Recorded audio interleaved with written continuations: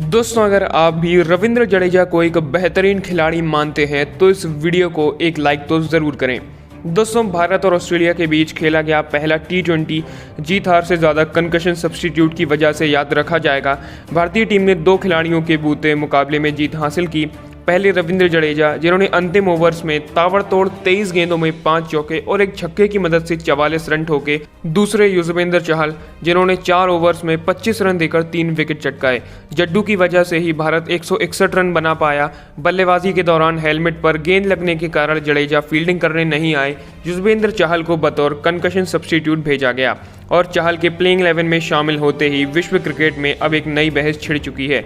जी हाँ, आपको बता दें, ऑस्ट्रेलिया के कोच जस्टिन लैंगर दूसरी पारी शुरू होने से ठीक पहले काफ़ी नाराज़ नजर आ रहे थे। वो जडेजा की जगह चहल को बतौर कंकशन सब्स्टिट्यूट भेजे जाने के खिलाफ थे। उन्होंने मैच रेफरी से काफ़ी देर तक बहस भी की, लेकिन उनकी बात नहीं मानी गई और उसके बाद जिस तरह का चहल ने प्रदर्शन दिखाया वो तो हम सभी ने देखा। दूसरा मैच खत्म होने के बाद भी ऑस्ट्रेलिया के कई सारे दिग्गजों ने आईसीसी से शिकायत की है और कहा कि इस पर भारतीय टीम को सजा मिलनी चाहिए और इस नियम को हटा देना चाहिए। दिग्गज खिलाड़ी रिकी पॉन्टिंग ने कहा कि आईसीसी का ये नियम बिल्कुल भी ठीक नहीं है। हम सिर्फ एक चीज़ कह रहे हैं कि कंकशन सब्स्टिट्यूट उसी खिलाड़ी की तरह होना चाहिए। जडेजा एक ऑलराउंडर हैं और वो अपनी बल्लेबाजी कर चुके थे, और वहीं दूसरी तरफ चहल एक प्रॉपर गेंदबाज हैं। ऐसे में चहल को उनकी जगह नहीं आना चाहिए था। दोस्तों, इसका जवाब देते हुए पूर्व भारतीय सलामी बल्लेबाज वीरेंद्र सहवाग ने कहा कि भारतीय टीम रविंद्र जडेजा के कंकशन विकल्प को लेने में बिल्कुल सही थी, क्योंकि सिर की चोट से संबंधित लक्षण गेंद लगने के 24 घंटे बाद तक भी दिखाई देते हैं और हम देख सकते हैं कि चोट काफ़ी ज़्यादा गहरी है। तभी जडेजा अगले 2 T20 मैचों से बाहर भी हो गए हैं। सहवाग ने कहा कि जब एक बार स्टीव स्मिथ को सर पे गेंद लगी थी तो मार्नस लबुशेन उनकी जगह बल्लेबाजी करने आए थे और उन्होंने रन बनाए थे, इसीलिए ऑस्ट्रेलिया को भी यह फ़ायदा मिला था। इसीलिए मुझे लगता है कि ऑस्ट्रेलिया को शिकायत नहीं करनी चाहिए। हालांकि दोस्तों, आपको बता दें कि इस मैच में आईसीसी ने भारतीय टीम पर स्लो ओवर रेट की वजह से 20% मैच फीस का जुर्माना लगाया है। हालांकि ये जुर्माना कंकशन सब्स्टिट्यूट को लेकर बिल्कुल भी नहीं है। ऐसे में दोस्तों, अब आप हमें नीचे कमेंट करके एक बात ज़रूर बताइए कि आपको ये रूल कैसा लगा। क्या जडेजा की जगह चहल का आना सही था या नहीं? अपनी राय नीचे कमेंट में ज़रूर दीजिएगा। पावर प्ले में ऑस्ट्रेलिया की टीम ने बेहतरीन बल्लेबाजी की थी और ऐसा लगने लगा था कि ये मैच भारत की पकड़ से बहुत दूर जा चुका है, लेकिन दोस्तों पावर प्ले के बाद भारतीय गेंदबाजों ने पूरा का पूरा मैच पलट दिया। अब दोस्तों, आपको बता दें कि इस मैच के बाद ऑस्ट्रेलियाई टीम के कप्तान एरॉन फिंच काफ़ी ज़्यादा निराश दिखाई दिए और उन्होंने अपने बयान में कहा कि पहले तो कहीं ना कहीं गेंदबाजी में आखिरी के ओवरों में हमने काफ़ी रन दिए, जिसकी वजह से भारत 160 रनों के पार पहुंचा। अंत में रविंद्र जडेजा की तूफानी बल्लेबाजी की वजह से भारत ने कहीं ना कहीं 15 से 20 रन और जोड़े। इसके बाद बल्लेबाजी में हमने अच्छी शुरुआत की थी, लेकिन अगर पावर प्ले के बाद भी हम थोड़ा संभल कर बल्लेबाजी करते तो शायद आज नतीजा कुछ और होता। दोस्तों, फिंच ने आगे ये भी कहा कि इस मैच में हमारे साथ बेईमानी भी हुई है, क्योंकि युजवेंद्र चहल टीम का हिस्सा नहीं थे और फिर उन्हें गेंदबाजी का भी मौका मिला और उन्हीं की वजह से पूरा का पूरा मैच पलटा। अगर जडेजा गेंदबाजी करने आते तो शायद हम मैच जीत पाते, लेकिन क्रिकेट के इस नए नियम को मैं नहीं समझ सकता हूं कि आखिर एक प्रॉपर गेंदबाज युजवेंद्र चहल को जडेजा की जगह क्यों लाया गया। अंत में फिंच ने यह भी कहा कि मैं मैच रेफरी के इस निर्णय से बिल्कुल भी खुश नहीं हूं।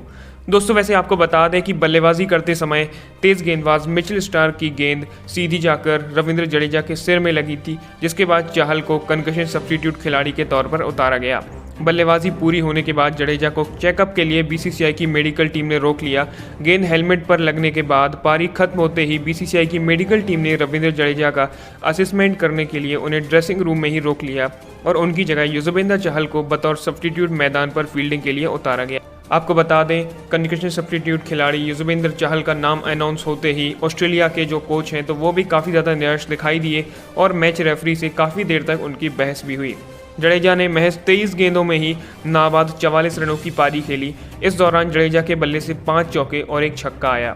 जडेजा की इस पारी के कारण ही भारतीय टीम ने ऑस्ट्रेलिया को 162 रनों का लक्ष्य दिया। वहीं दोस्तों, रिप्लेसमेंट में आए युजवेंद्र चहल ने गेंदबाजी करते हुए 4 ओवर में 25 रन देकर 3 महत्वपूर्ण विकेट चटकाए। दोस्तों, ऐसे में आपको इस मैच में चहल की गेंदबाजी कैसी लगी? हमें नीचे कमेंट करके ध्यान से ज़रूर बताइएगा और साथ ही साथ भारतीय टीम की जीत के लिए इस वीडियो को एक लाइक तो ज़रूर ही कर दीजिए। अब दोस्तों आपको बता दें कि 162 रनों के लक्ष्य का पीछा करने उतरी ऑस्ट्रेलिया टीम की शुरुआत काफ़ी शानदार रही और उनके दोनों सलामी बल्लेबाज डार्सी शॉट और एरॉन फिंच तूफानी बल्लेबाजी कर रहे थे कि तभी 8वें ओवर की चौथी गेंद पर उनके कप्तान एरॉन फिंच कैच आउट हुए।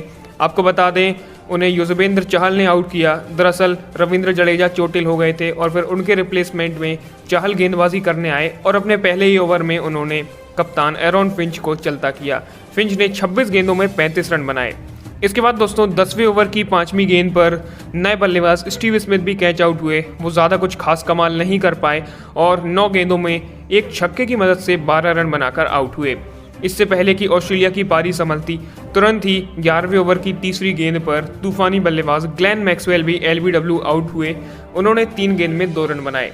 इसी तरह से दोस्तों ऑस्ट्रेलिया की पारी बिखरती जा रही थी कि इसी बीच सलामी बल्लेबाज डार्सी शॉट और मोसेस हेनरिक्स के बीच एक अच्छी साझेदारी हुई और इन दोनों ने मिलकर पारी को आगे बढ़ाया कि तभी 15वें ओवर की छठी गेंद पर आखिरकार सलामी बल्लेबाज डार्सी शॉट भी कैच आउट हुए।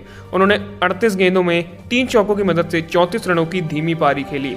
अब दोस्तों आपको बता दें कि ऑस्ट्रेलिया को जीत के लिए आखिरी 24 गेंदों में 46 रनों की ज़रूरत थी और वहीं क्रीज पर थे सेट बल्लेबाज मोसेस हेनरिक्स और विकेटकीपर बल्लेबाज मैथ्यू वेड।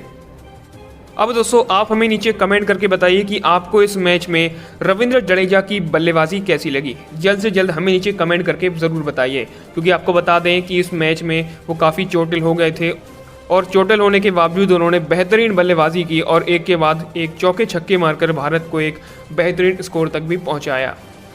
ऐसे में इस वीडियो को जडेजा के लिए एक लाइक तो कर ही दीजिए और साथ ही साथ कमेंट में ये भी बताइए कि आपको जडेजा की इस तूफानी बल्लेबाजी पर क्या कहना है।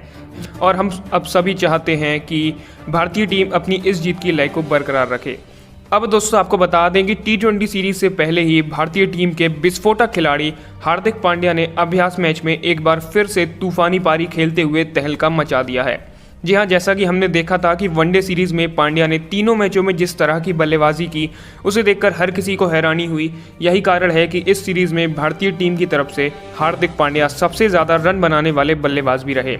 उन्होंने 3 मैचों में कुल 210 रन बनाए। अब दोस्तों आपको बता दें कि एक बार फिर से पांड्या ने ऐसी ही तूफानी बल्लेबाजी करते हुए अभ्यास मैच में भी ताबड़तोड़ चौके छक्के बरसाए। उन्होंने मात्र 16 गेंदों में ही 44 रनों की विस्फोटक पारी खेलते हुए सभी को ये बता दिया है कि अब T20 सीरीज में भी वो अपना जलवा बिखेरने वाले हैं। IPL में पांड्या ने जिस तरह का फॉर्म दिखाया उसके बाद वनडे सीरीज में बेहतरीन बल्लेबाजी की और अब T20 सीरीज में भी हमें उनसे कुछ ऐसे ही प्रदर्शन की उम्मीद होगी। ऐसे में दोस्तों आप हमें नीचे कमेंट करके बताइए कि आपको क्या लगता है, क्या पहले T20 में हार्दिक पांड्या कुछ ऐसी ही विस्फोटक पारी खेल पाएंगे या नहीं। जल्द से जल्द नीचे कमेंट में ज़रूर दीजिएगा आंसर। इस T20 सीरीज़ को भारतीय टीम किसी भी कीमत पर जीतना चाहेगी और वहीं दोस्तों सामने ऑस्ट्रेलिया की टीम होगी जो कि हमेशा से ही खतरनाक रही है। ऐसे में इस सीरीज़ में भी हमें मुकाबले काफ़ी ज़्यादा रोमांचक देखने को मिलने वाले हैं। विराट कोहली की अगुवाई में सीरीज़ का शुरुआती मुकाबला कैनबेरा में 4 दिसंबर यानी कल खेला जाएगा, जबकि दूसरा और तीसरा मैच सिडनी में 6 और 8 दिसंबर को आयोजित होगा। दोस्तों दिलचस्प ये है कि वनडे सीरीज़ के 3 मुकाबले भी इन्हीं जगहों पर खेले गए थे और अब T20 सीरीज़ की मेज़बानी भी यही 2 शहर करेंगे। हालांकि दोस्तों ये भी देखना होगा कि क्या इस T20 सीरीज़ में रोहित शर्मा को टीम में मौका मिलता है या नहीं, क्योंकि ऐसा कहा जा रहा था कि वनडे को छोड़कर T20 और टेस्ट में रोहित को मौका मिलेगा, लेकिन अभी तक BCCI की तरफ से कोई ऑफिशियल बयान नहीं आया है कि रोहित को लिया जाएगा या नहीं।